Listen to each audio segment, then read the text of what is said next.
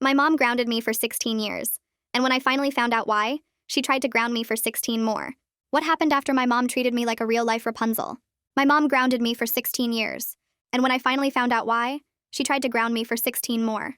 It all started when I turned 4, and I asked my mom why I'd never gone outside before. "You have a severe immunodeficiency, my love. One touch of the outside air could kill you," she'd say, while installing the new air purifier. For years, I accepted this explanation, because, according to her, she was the only person who'd ever love me. Plus, it's not like I had anyone to tell me otherwise. We lived in the middle of nowhere, surrounded by nothing but trees and the occasional butterfly that landed on my duct-taped windowsill. Growing up completely isolated meant I'd never blown out birthday candles with anyone watching except Mom. Never had someone my age tell me a joke. Never knew what it felt like to have someone choose to be my friend. She'd hold me while I cried, stroking my hair and whispering how she'd given up everything to keep me safe, how the special filters cost thousands, how my daily medicine was keeping me alive, how she worked from home just so she'd never have to leave me alone. I believed every word. Then my 16th birthday came around. Mom had promised to make it special.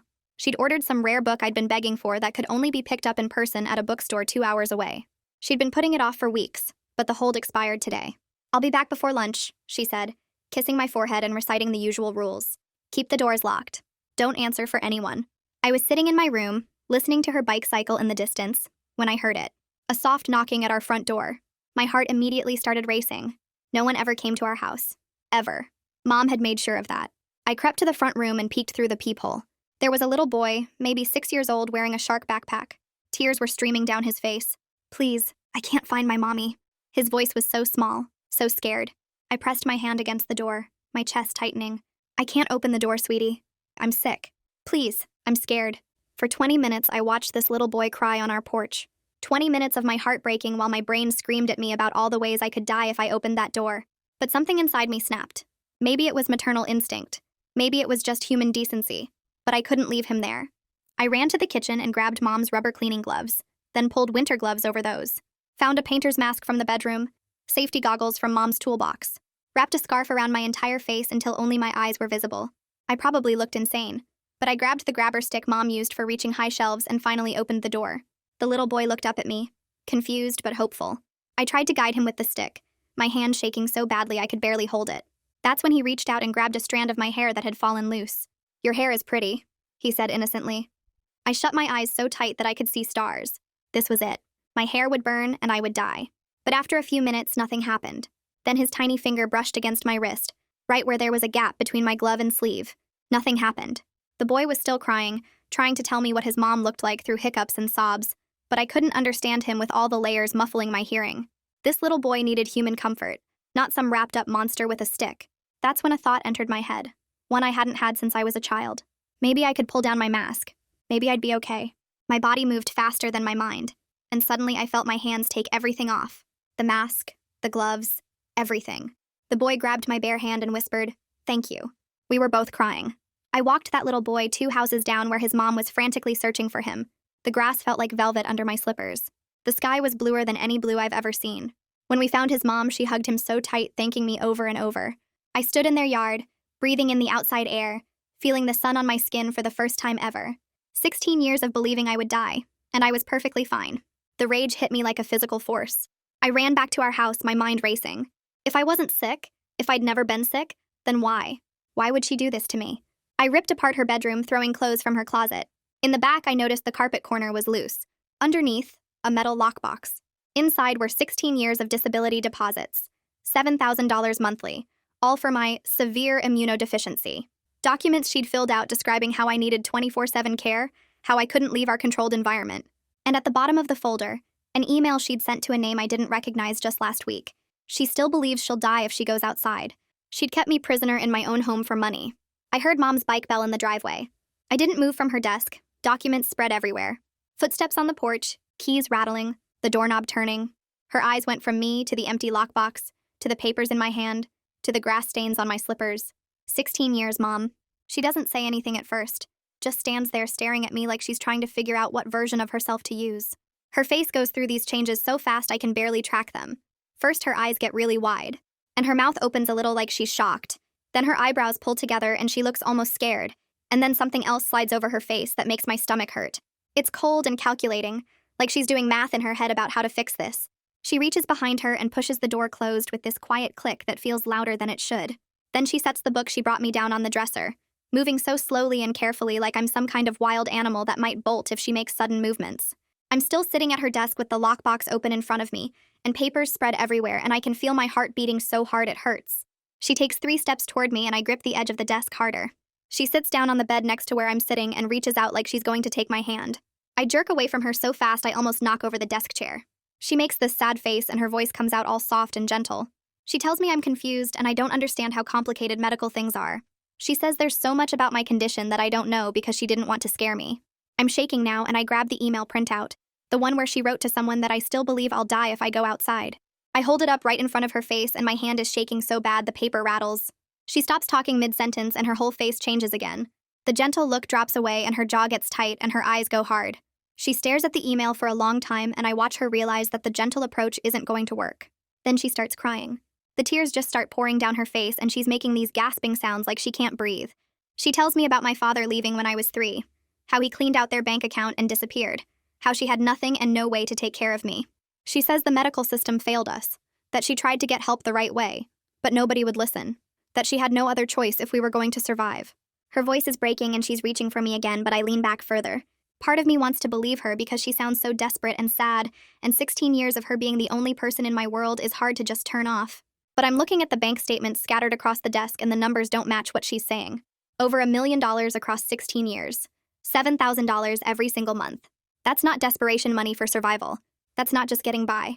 I think about the new laptop she bought herself last year, the expensive coffee maker, the designer purse I saw in her closet once. She's still crying and talking about how hard it's been, but I'm not listening anymore because the math doesn't work, and I know she's lying. When I don't say anything back or reach for her or show any sign that I believe her, everything changes again. She stops crying like someone flipped a switch. She stands up fast and her voice gets loud and angry. She tells me I'm being ungrateful after everything she's given up for me.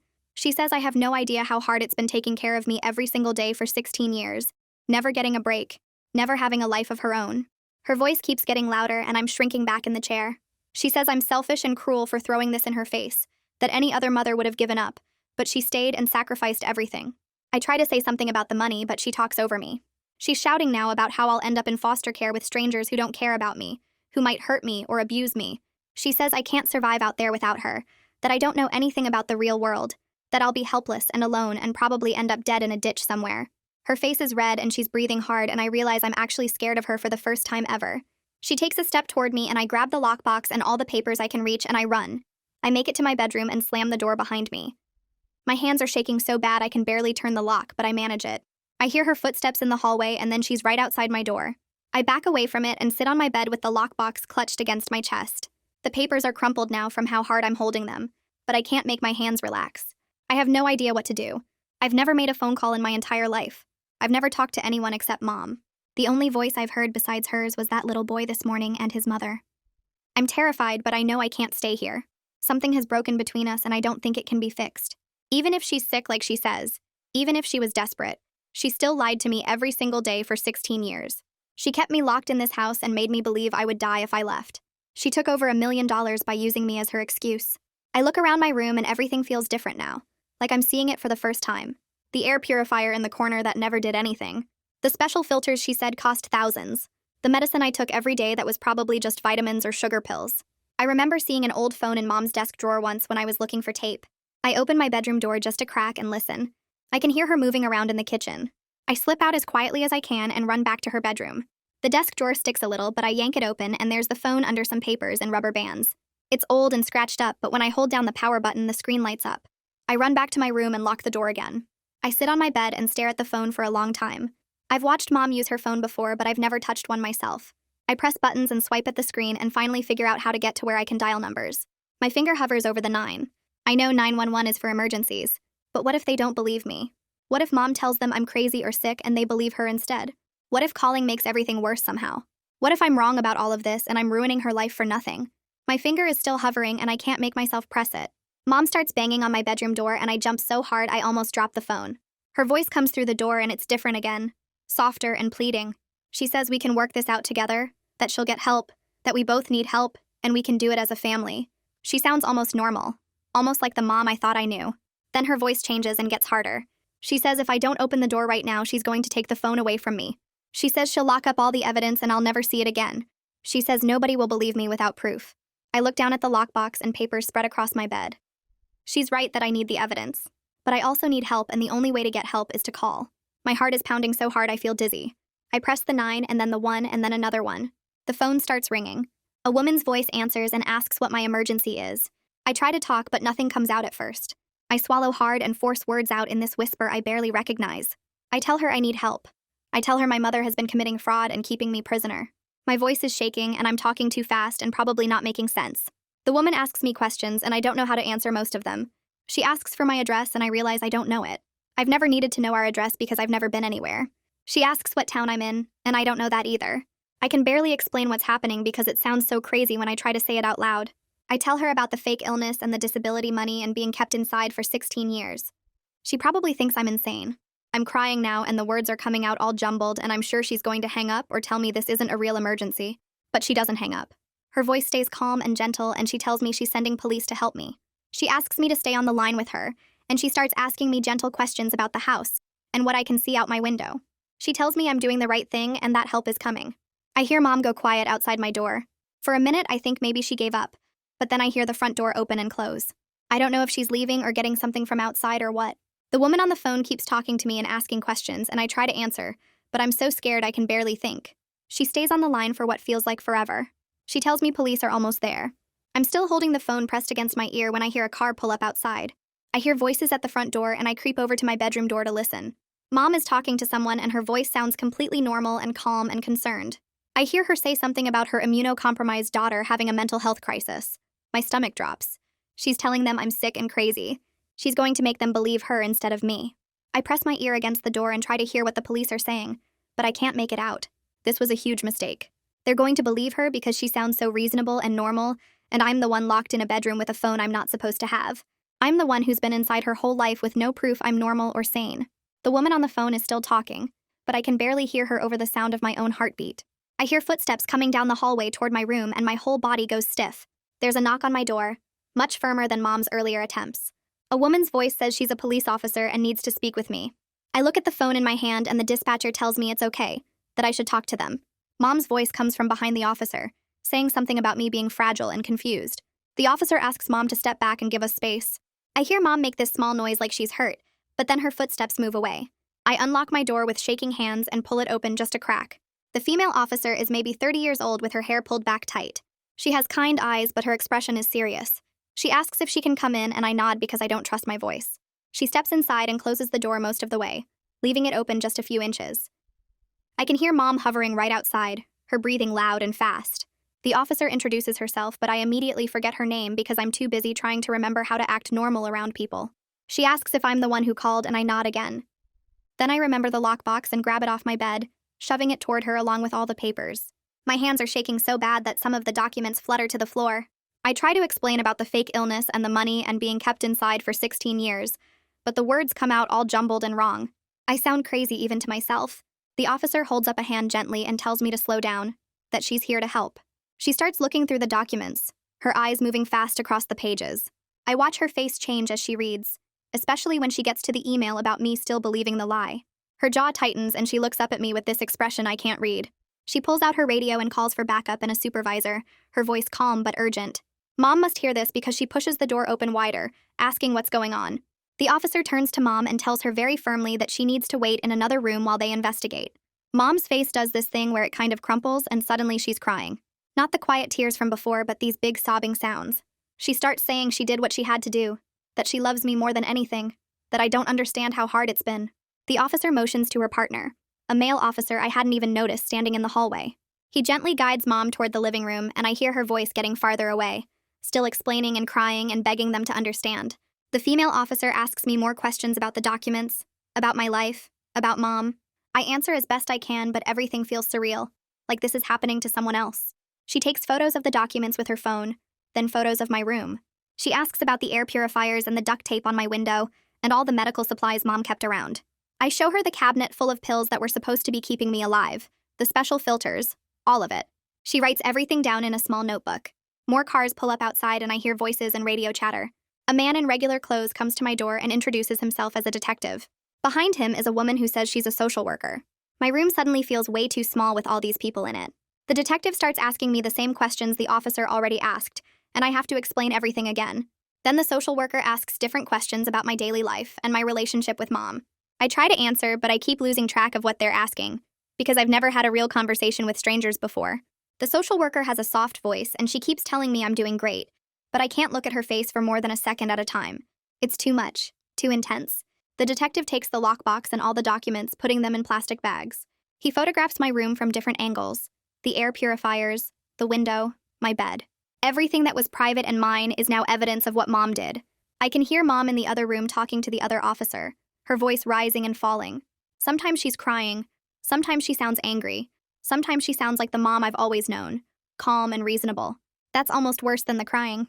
The detective tells me they're taking all the evidence and that Mom is being arrested for disability fraud and child endangerment. The words don't feel real. Arrested. My mom. I move to my window and look out at the driveway. The male officer is walking Mom outside, and there are handcuffs on her wrists. The metal catches the late afternoon light. Mom looks up at my window and our eyes meet for just a second. Her face is all blotchy from crying, and her expression is something I've never seen before. Maybe it's regret. Or maybe she's mad at me for ruining everything. Or maybe she's just tired of pretending. I don't know. I can't read it. They put her in the back of a police car, and I watch until it drives away, the taillights disappearing down our long driveway. The house feels empty in a way it never has before, even though there are still people here. The social worker sits down on my bed and pats the space next to her. I sit but keep as much distance as I can. She explains that I can't stay in the house alone tonight, that I need to come with her to a safe place. Panic hits me so hard I can't breathe for a second. Leaving. Actually leaving. Not just stepping outside for a few minutes, but leaving and not coming back. This is the only home I've ever known. Every corner of this house is familiar. Safe. Mine. The social worker keeps talking in that soft voice, explaining about emergency foster care and what will happen tomorrow. She says I can pack a bag with clothes and anything important I want to bring. I stand up and my legs feel weird, like they might not hold me. I pull out the small backpack I've never used because I've never gone anywhere. I don't even know what to pack. The social worker helps me, suggesting things like toothbrush and pajamas and a change of clothes. My hands are shaking. So bad I can barely fold anything. I grab a few books and the stuffed bear I've had since I was little. Everything else feels either too important to leave or not important enough to bring. The social worker is patient, not rushing me even though I can tell she wants to get going. We walk out the front door together and I step onto the porch. The sun is setting and everything is painted orange and pink. The world feels impossibly huge, stretching out in every direction with no walls to contain it. I did this walk earlier today with the little boy, but that felt temporary, like a dream. This feels permanent and real and terrifying.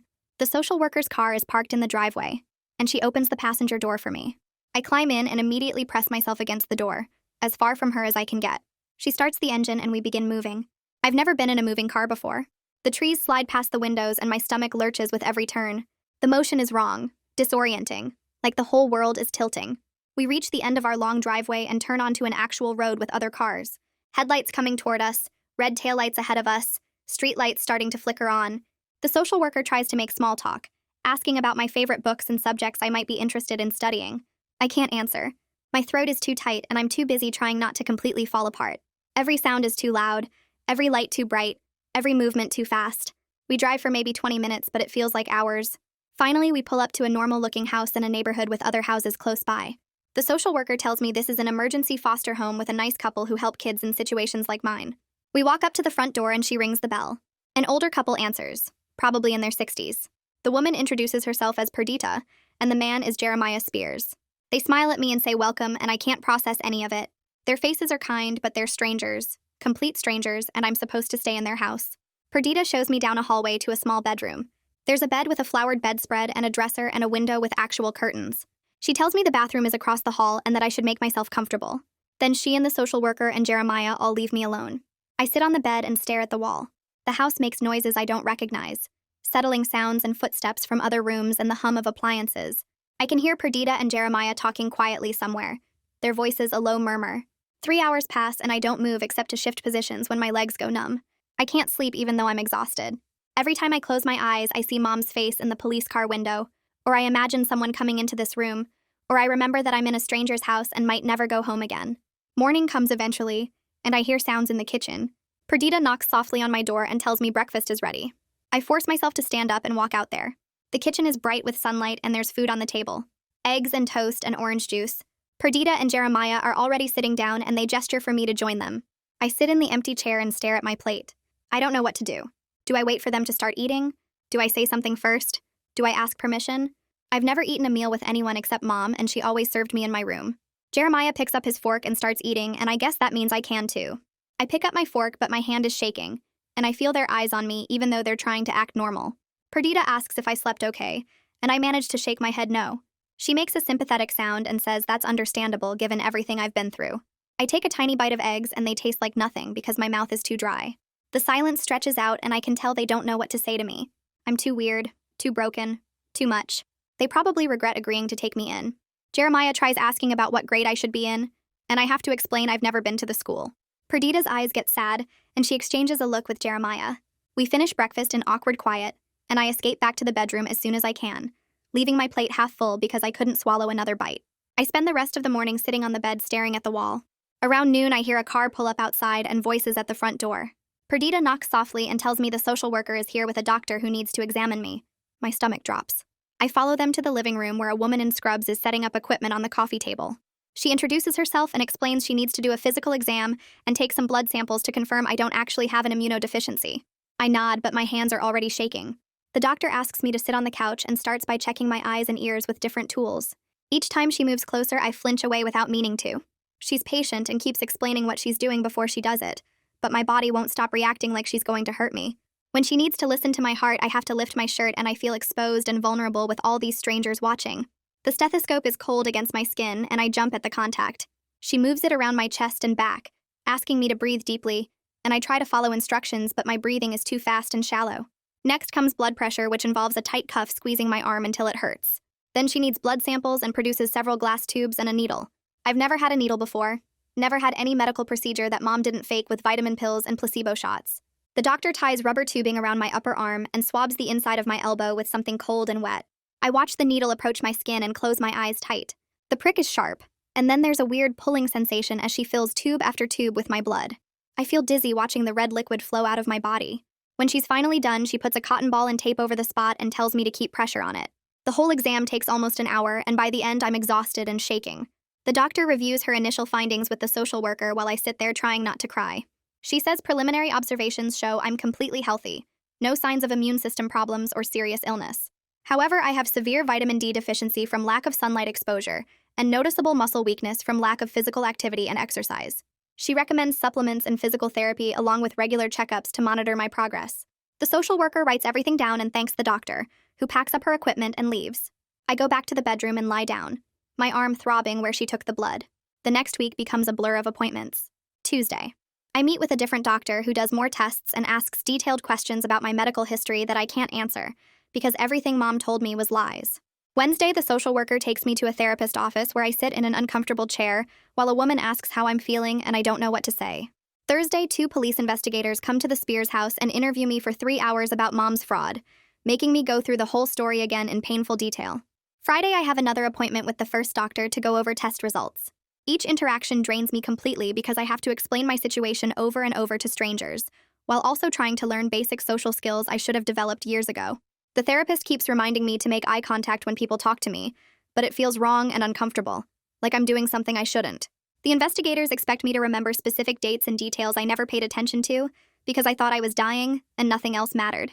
Every appointment means getting in a car and going somewhere new and being around people I don't know, and by the end of each day I'm so overwhelmed I can barely function. On Monday of the second week, the detective handling Mom's case comes to talk to me privately. He sits across from me at the Spears kitchen table and opens a folder full of documents. He explains they've frozen all of Mom's bank accounts and found evidence of systematic fraud going back the full 16 years. Bank statements showing the monthly deposits, fake medical bills she submitted to justify the payments, forged doctor signatures on disability paperwork. He says the district attorney is building a strong case and will likely charge her with multiple felonies including fraud and child endangerment. Then he asks if I'll be willing to testify if it goes to trial. The thought makes me feel sick. Standing up in a courtroom in front of strangers, talking about everything that happened, seeing Mom there watching me. I tell him I don't know, and he nods like he expected that answer. He says I have time to decide and gives me his card in case I think of anything else that might help the case. After he leaves, I throw up in the bathroom. 3 days later, the social worker tells me Mom was released on bail. My whole body goes cold. She's out there somewhere, free, while I'm stuck here with strangers. The social worker quickly explains there's a restraining order so mom can't contact me or come near me. But then she pulls out 2 letters from her bag. Mom sent them through her lawyer asking the social worker to give them to me. The social worker holds them out and asks if I want to read them. I stare at the envelopes with mom's handwriting on the front. Part of me desperately wants to know what she has to say. Whether she's sorry, whether she can explain in a way that makes sense. But I'm still too angry and confused and hurt. I shake my head and the social worker puts them back in her bag, saying she'll keep them in case I change my mind later. Living with the Spears family gets harder instead of easier. I don't know how to work the microwave or the washing machine or even the television remote. Perdita tries to teach me, but I can see the frustration in her eyes when I can't figure out things that should be obvious. I have a panic attack in the grocery store when too many people crowd around me in an aisle, and Perdita has to walk me outside while Jeremiah finishes the shopping. Their adult son visits with his wife and baby, and I hide in my room because I can't handle being around more strangers, especially a crying infant whose sounds make my anxiety spike. I overhear Perdita and Jeremiah talking quietly about whether they're equipped to handle my level of needs. The therapist I've been seeing has an office with soft lighting and comfortable chairs, but I spend most of our first real session just sitting there in silence. She's a calm older woman who specializes in trauma and extreme isolation cases, and she doesn't push me to talk when I can't find words. She asks gentle questions about how I'm adjusting and what I'm feeling, but I don't know how to answer. I've never talked about feelings before, never had someone ask what I'm experiencing or why. Mom told me what to feel and think, and I just accepted it. Now I'm supposed to identify and articulate emotions I don't have names for. The therapist seems okay with the silence, though. She tells me we'll go at my pace and that just showing up is progress. After a few weeks, the social worker tells me she's found a more specialized foster placement that might be a better fit. A woman named Dolores Hancock who's worked with severely traumatized kids before and has experience with cases like mine. The thought of moving again terrifies me. Just when I'm starting to figure out the Spears house and routine, I have to go somewhere new with another stranger. But I can tell the Spears are relieved even though they try to hide it. We pack up my few belongings and the social worker drives me across town to a smaller house with a neat yard. Dolores answers the door and she's different from what I expected. She's maybe 50 with gray streaks in her dark hair, and she doesn't do the anxious hovering thing Perdita did. She shakes my hand firmly and shows me to my room without making a big deal about anything. Her approach is matter-of-fact and straightforward in a way that somehow feels easier than the Spears family's nervous kindness. She gives me a quick tour of the house, shows me where everything is, and explains her basic rules and expectations. Dinner is at 6. I'm responsible for keeping my room clean. If I need something, I should ask directly instead of hinting. She treats me like a capable person who's learning, rather than a fragile victim who might break. That night, I lie in another unfamiliar bed in another strange room trying to fall asleep. When I finally drift off, I dream about Mom. In the dream, she's locking me in my old room and I'm screaming that I know the truth, but she just smiles sadly and says she's protecting me. Then the dream shifts and she's crying on the floor surrounded by the scattered documents and I'm the one standing over her. I wake up disoriented and sweating, not sure for a few seconds where I am. Dolores's house is dark and quiet, and I don't know which version of my mother is real. The one who imprisoned me for money, or the one who maybe believed in some twisted way she was keeping me safe? Maybe both versions existed at the same time, and I'll never understand how that's possible. The prosecutor's office was in a building downtown that smelled like old carpet and coffee. The woman who handled Mom's case had short gray hair and wore a dark blue suit that looked expensive. She spread papers across the table between us and explained that Mom was facing 4 felony counts of fraud and 1 count of child endangerment. Each fraud charge carried a maximum of 5 years in prison. The math made my stomach hurt. She asked what outcome I wanted, and I just stared at the papers because I didn't know how to answer that question. Did I want Mom in prison? Did I want her to get away with it? The prosecutor waited patiently while I sat there frozen, and finally I managed to say I didn't know. She nodded like she expected that answer and told me I didn't have to decide anything today. We could talk again after I'd had more time to process everything. The social worker drove me back to Dolores's house, and I went straight to my room and lay on the bed staring at the ceiling for 2 hours. In therapy the next week, I tried to explain how confused I felt about Mom. My therapist asked what specifically confused me, and I said that the fraud was so planned out, so deliberate, 16 years of lying and fake documents and stealing money. But maybe Mom also really believed she was protecting me in some twisted way. Maybe she convinced herself the lie was necessary. My therapist said those 2 things could both be true at the same time. People with certain mental illnesses can create whole realities they believe in, while also knowing on some level that they're lying. Understanding that Mom might be genuinely sick didn't make what she did okay, but it made the anger harder to hold on to. I wanted to just hate her because that would be simpler. Instead, I felt angry and sad and guilty all mixed together in a way that made my chest hurt. Dolores's niece came to visit on a Saturday afternoon, and Dolores asked if I wanted to hang out with her for a bit. The girl was maybe 15 with long dark hair and a ponytail, and she wore ripped jeans and a band shirt I didn't recognize. She sat on the couch next to me and started talking about some show she was watching, and I had no idea what she was talking about. She mentioned characters and plot points like I should know them, and I just nodded along, feeling completely lost. Then she asked if I'd seen it, and I had to admit I'd never watched any TV shows, really. She looked surprised, but not in a mean way, and asked what I did for fun. I said I mostly read books, and she asked what kind, and we talked about that for a while. She was patient when I didn't understand references to other popular things, and she explained stuff without making me feel stupid. After she left, I felt exhausted, but also kind of happy. That's what normal friendship might feel like, I thought. Just talking about regular things with someone who didn't treat me like I was broken. The social worker came over the following Tuesday with a folder full of forms. She said we needed to start getting my proper documentation together, so I could eventually get a driver's license and apply for college, and do all the normal things people do. We started with my birth certificate, which apparently Mom had but never showed me. The social worker had gotten a copy from the county records office. Seeing my name printed on official paper with my birth date and place of birth made something feel real in a way it hadn't before. Then we worked on getting my social security card reissued since I'd never had one in my possession. Each form we filled out felt like proof that I existed as a real person in the world, and not just as Mom's secret prisoner. The social worker explained that my medical records were complicated because Mom had created a whole fake medical history for me with doctors who didn't exist. We'd need real doctors to examine me and create actual records showing my true health status.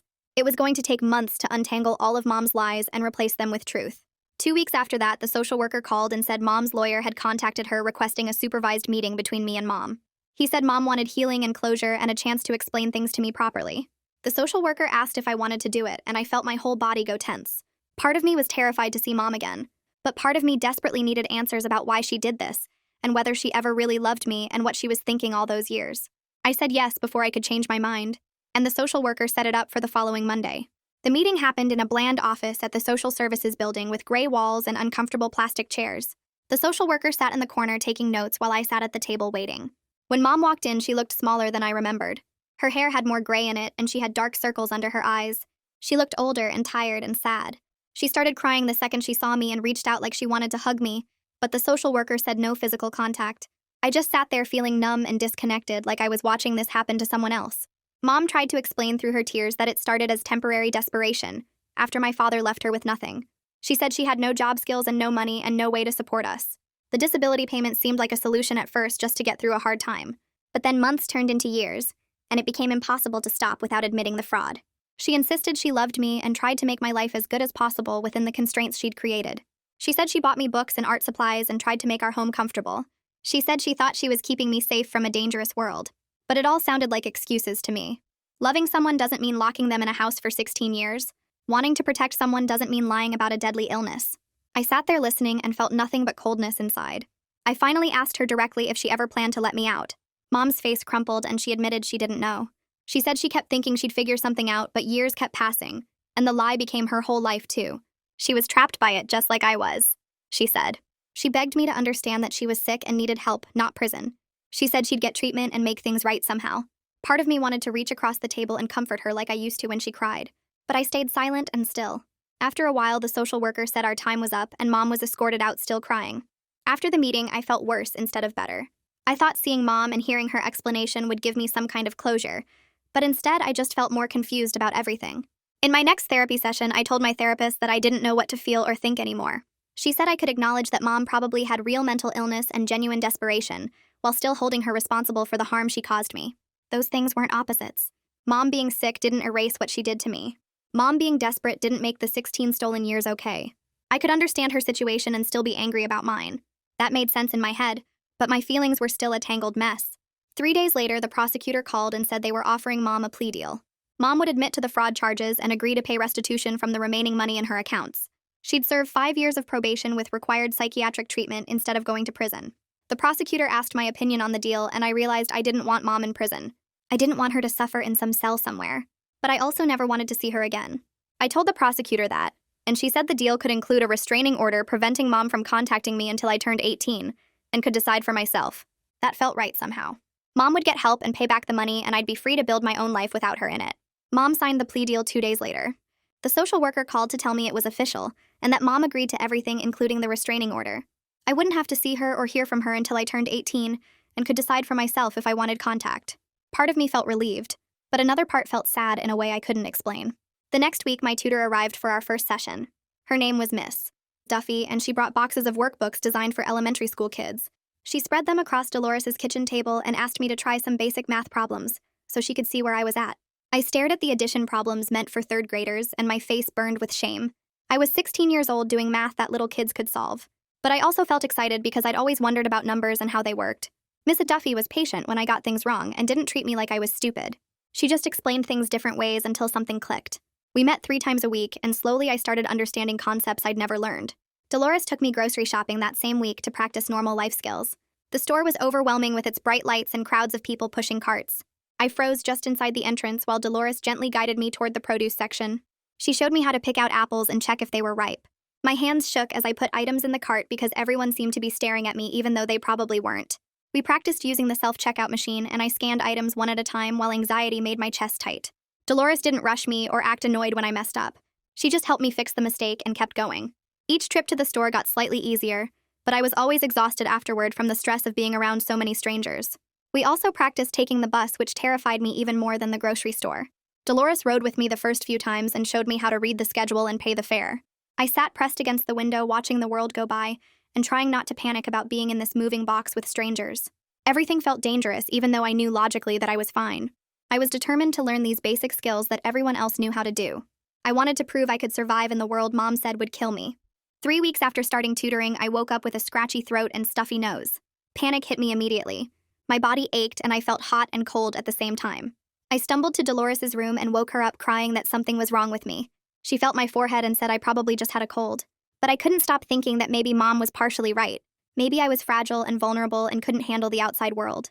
Maybe my body was breaking down now that I wasn't in the controlled environment anymore. Dolores called my doctor, who confirmed it was just a common cold. My therapist talked me through it during our next session. She explained that normal people get sick sometimes, and it doesn't mean there's anything wrong with their immune system. It's just part of being alive and being around other humans. The cold went away after a week, and I felt stupid for panicking so much.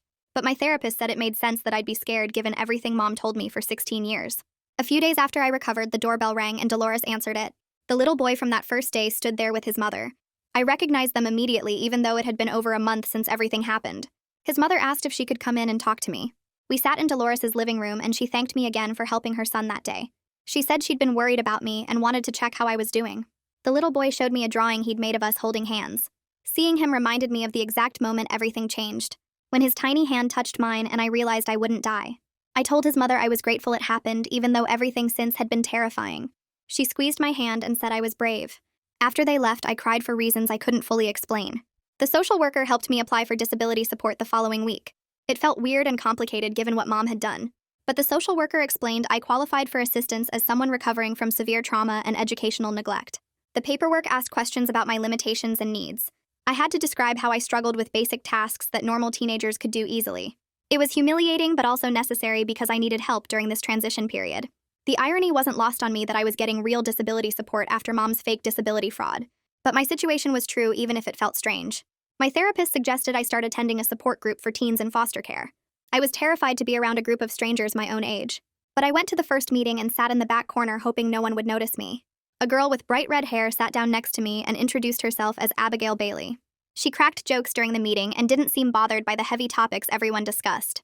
Afterward, she asked if I wanted to exchange numbers. I admitted I didn't have a phone yet, and she just shrugged and said we'd figure it out. Abigail became my first real friend. She didn't treat me like I was fragile or broken. She just accepted that I was weird and learning, and that was okay. The next week, Abigail invited me to hang out outside of group. She suggested getting coffee at a shop near the community center. I agreed even though the idea made me anxious.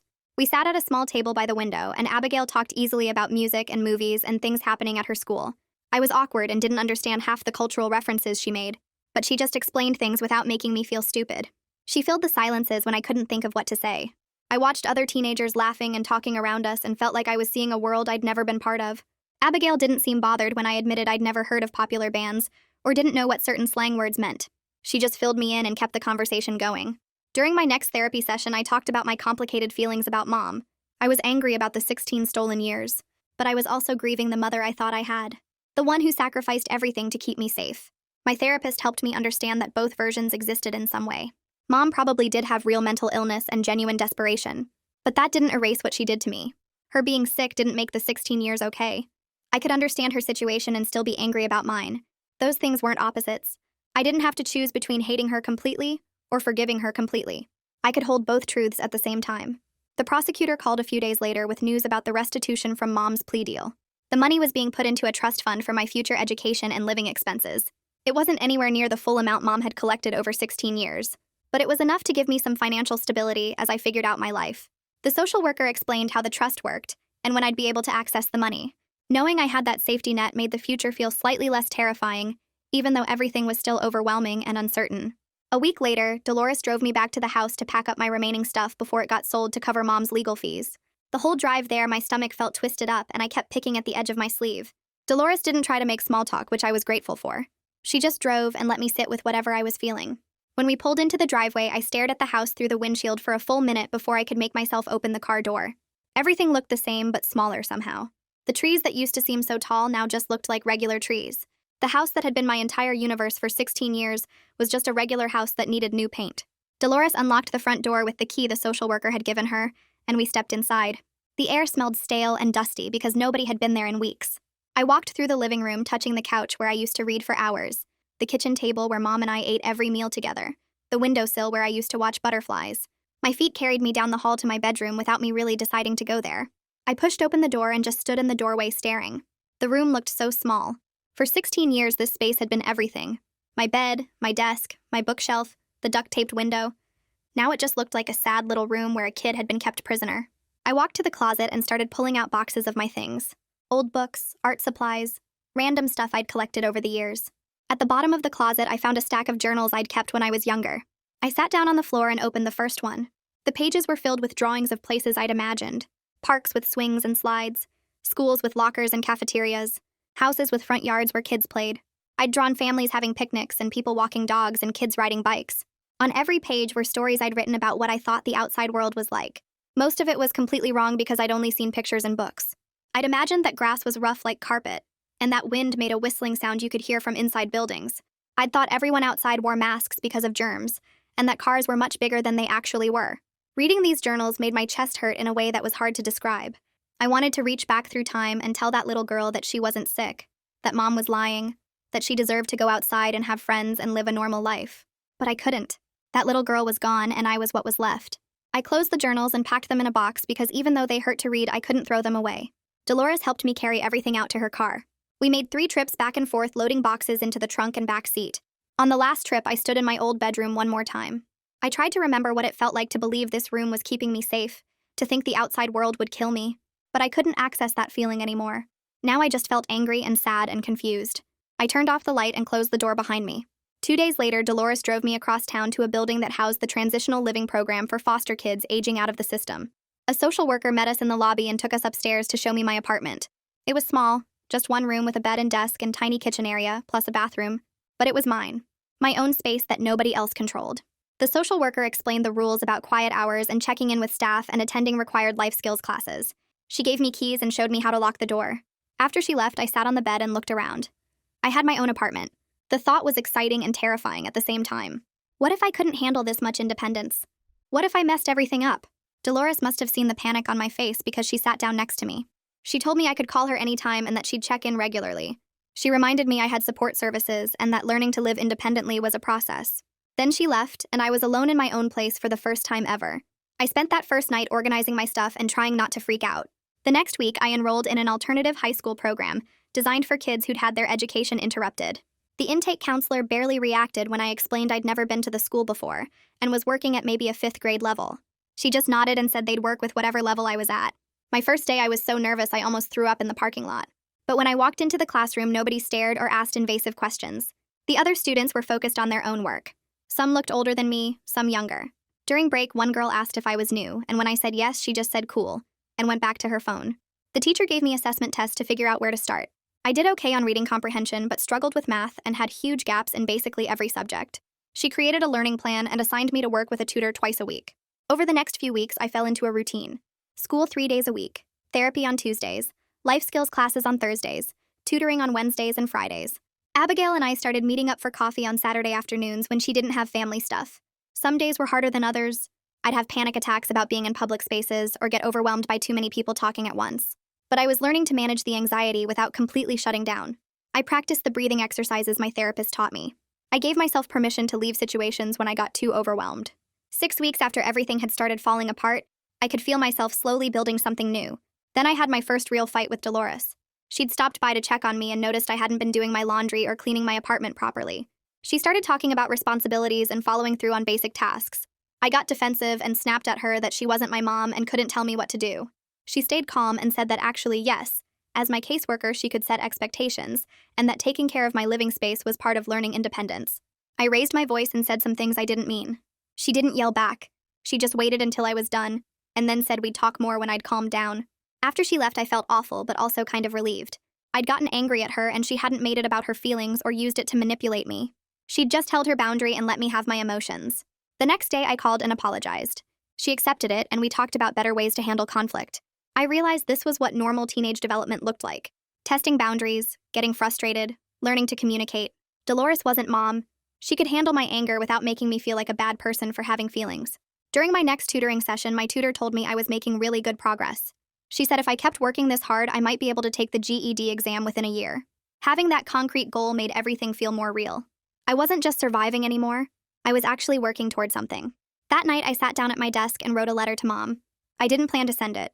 My therapist had suggested writing down everything I felt as a way to process things. So I wrote about the anger and betrayal, about the 16 years she stole from me, about how I'd believed her lies and trusted her completely. But I also wrote about the complicated love I still felt, about missing the version of her who held me when I cried, about grieving the mother I thought I had. I wrote about how I understood she might have been desperate and mentally ill, but that didn't make what she did okay. When I finished, the letter was 4 pages long and I was crying. I folded it up and put it in my desk drawer. My therapist was right. I didn't need to send it. Writing it was enough. The following Saturday, Abigail picked me up and took me to the mall. She was determined to help me experience normal teenage stuff I'd missed. We went to a movie theater and she bought tickets for some comedy everyone at her school had seen. Sitting in the dark theater surrounded by strangers eating popcorn felt surreal. After the movie, we walked around the mall and she explained references and jokes I hadn't understood. She showed me how to use social media apps and helped me set up accounts even though I was nervous about being online.